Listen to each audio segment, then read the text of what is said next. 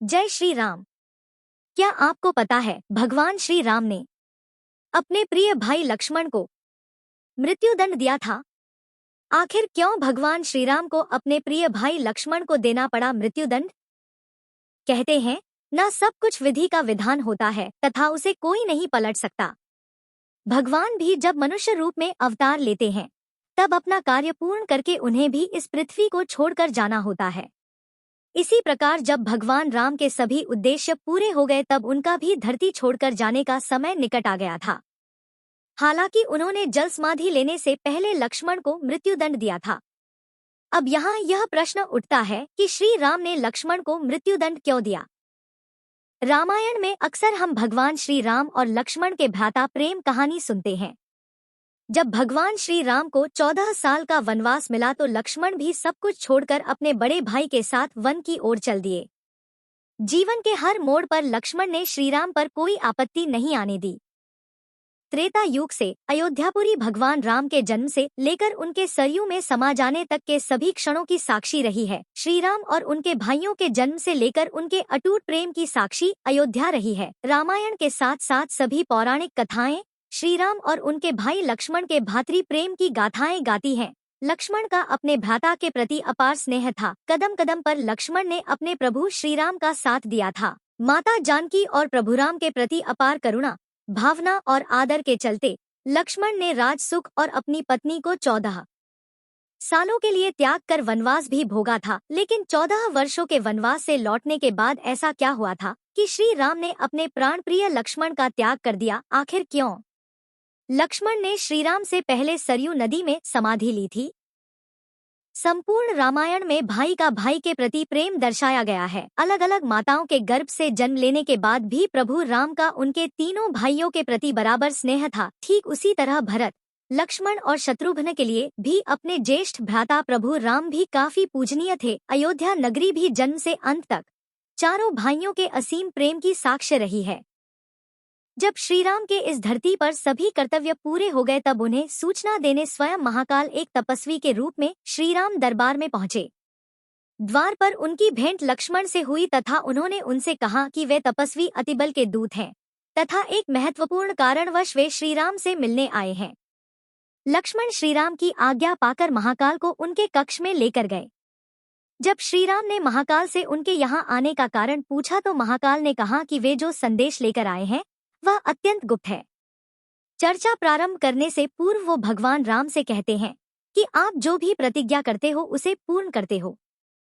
मैं भी आपसे एक वचन मांगता हूँ कि जब तक मेरे और आपके बीच वार्तालाप चले तो हमारे बीच कोई नहीं आएगा और जो आएगा उसको आपको मृत्युदंड देना पड़ेगा। भगवान राम यम को वचन दे देते हैं। इसलिए जब वे इस संदेश को उन्हें सुना रहे हो तब उस समय उनके कक्ष में कोई न आने पाए। यदि कोई उन्हें बात करते हुए सुन ले या देख भी ले तो उसे मृत्युदंड दिया जाए। तपस्वी यम की यह बात सुनकर भगवान श्रीराम ने लक्ष्मण से कहा कि वह द्वारपाल को भेज दे तथा स्वयं कक्ष के द्वार पर पहरा दे। उन्होंने लक्ष्मण से कहा कि यदि कोई भी उन्हें बात करते हुए सुन लेगा या देख भी लेगा तो अवश्य ही उसे मृत्युदंड मिलेगा। भगवान राम लक्ष्मण को यह कहते हुए द्वारपाल नियुक्त कर देते हैं कि जब तक उनकी और यम की बात हो रही है वो किसी को भी अंदर न आने दे, अन्यथा उसे उन्हें मृत्युदंड देना पड़ेगा। लक्ष्मण भाई की आज्ञा मानकर द्वारपाल बनकर खड़े हो जाते हैं। इसके पश्चात महाकाल ने अपने असली रूप में आकर श्रीराम को प्रणाम किया तथा अपने वहां आने का औचित्य बताया। उन्होंने श्रीराम से कहा कि वे भगवान ब्रह्मा के आदेश पर वहां आए हैं। उन्होंने श्रीराम को बताया कि अब उनका इस धरती पर कार्य पूर्ण हो चुका है तथा राम रूपी अवतार में उन्होंने अपनी जितनी आयु निश्चित की थी उसके भी समाप्त होने का समय आ गया है। इसलिए अब उनके परमधाम वैकुंठ में जाने का समय निकट आ गया है। श्रीराम ने भी महाकाल से कहा कि वे यह जानते हैं कि उनका इस धरती पर समय पूर्ण होने वाला है तथा वे भी अब अपने धाम लौटना चाहते हैं। इसलिए वे यह संदेश भगवान ब्रह्मा तक पहुंचा दे। जिस समय लक्ष्मण द्वार पर पहरा दे रहे थे उसी समय महर्षि दुर्वासा वहां आ पहुंचे। उन्होंने उसी समय लक्ष्मण को कहा कि वे उनके आने की सूचना तत्काल श्रीराम को दे। लक्ष्मण ने उनसे क्षमा मांगी तथा कहा कि श्रीराम अभी एक आवश्यक कार्य में हैं, इसलिए वे अभी उनसे नहीं मिल सकते। उन्होंने महर्षि दुर्वासा से कोई भी बात उन्हें बताने को कहा, अन्यथा श्रीराम की प्रतीक्षा करने को कहा। यह सुनकर ऋषि दुर्वासा नाराज हो गए तथा उन्होंने कहा कि यदि उन्हें क्रोध आ गया तो वे इसी समय अपनी शक्ति से श्राप द्वारा पूरी अयोध्या को भस्म कर देंगे। लक्ष्मण यह सुनकर धर्म संकट में फंस गए तथा सोचा कि यदि केवल उनकी मृत्यु से पूरी अयोध्या बच सकती है तो उन्हें अपने प्राण दे देने चाहिए। लक्ष्मण ऋषि दुर्वासा के आगमन का संदेश लेकर श्रीराम के कक्ष में पहुंच गए तथा उन्हें दुर्वासा ऋषि से मिलने को कहा। लक्ष्मण को वहां देखकर महाकाल अंतर्धान हो गए। श्रीराम भी असमंजस में पड़ गए, लेकिन वे लक्ष्मण की दुर्दशा को समझ चुके थे। उन्होंने लक्ष्मण को महर्षि दुर्वासा को अंदर भेजने का आदेश दिया। महर्षि दुर्वासा से मुलाकात के बाद अब श्रीराम दुविधा में थे कि अब उन्हें अपने वचन अनुसार लक्ष्मण को मृत्युदंड देना होगा। इसके बाद भगवान श्रीराम के द्वारा राज्यसभा बुलाई गई, जिसमें महर्षि वशिष्ठ, श्री राम के सभी भाई, मंत्री तथा हनुमान उपस्थित थे। मंत्री सुमंत तथा भरत ने लक्ष्मण को क्षमा कर देने का अनुरोध किया, लेकिन लक्ष्मण ने कहा कि यदि राजा का वचन ही झूठा चला जाएगा तो कौन उनकी बात पर विश्वास करेगा। इसलिए लक्ष्मण ने स्वयं के लिए मृत्यु दंड मांगा।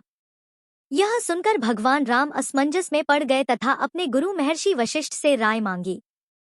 महर्षि वशिष्ठ ने भी श्रीराम को अपना वचन निभाने को कहा। उस सभा में हनुमान भी उपस्थित थे तथा उन्होंने शास्त्रों का उदाहरण देकर कहा कि एक सिद्ध पुरुष तथा साधु का त्याग कर देना उन्हें प्राणदंड देने के समान होता है। महर्षि वशिष्ठ भी इससे सहमत हुए तथा उन्होंने लक्ष्मण का त्याग कर देने को कहा।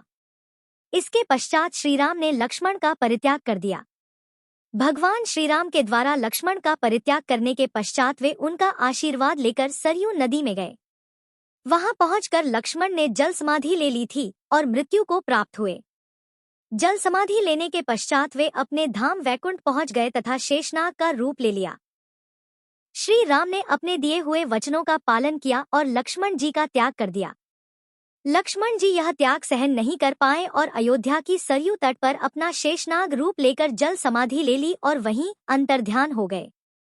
इसके बाद भगवान राम ने अयोध्या के गुप्तार घाट में जल समाधि ली थी। लक्ष्मण जी ने अयोध्या में जहां जल समाधि ली थी उस जगह पर एक विशाल मंदिर है, जिसे लक्ष्मण किला कहा जाता है। इसके ठीक सामने वही सरयू तट है जहां लक्ष्मण जी ने जल समाधि ली थी और उस तट को सहस्त्रधारा घाट कहते हैं। ऐसी ही अन्य स्टोरी देखने के लिए जुड़े रहें ज्ञान कुबेर जी के टैलेंट हंट्स के साथ। धन्यवाद।